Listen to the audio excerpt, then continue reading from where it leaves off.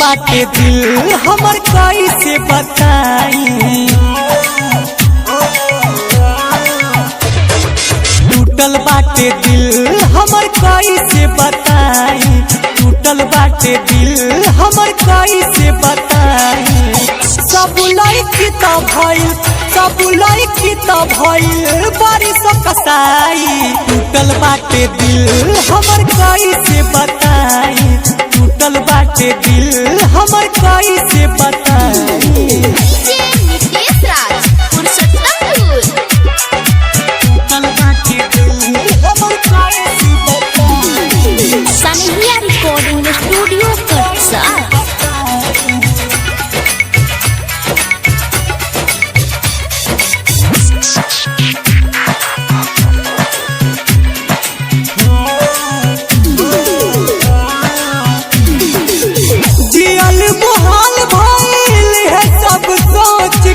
घुट घुट के जियो तानी लोरी अपन पोछ के,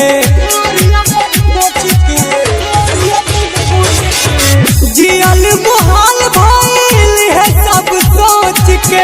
घुट घुट के जियो तानी लोरी अपन पोछ के।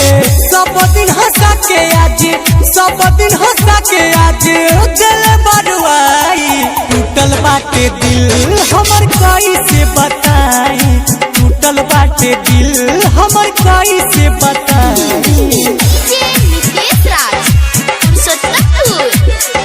टूटल बाटे दिल हमर कैसे बताई। सनहिया रिकॉर्डिंग स्टूडियो कटसा।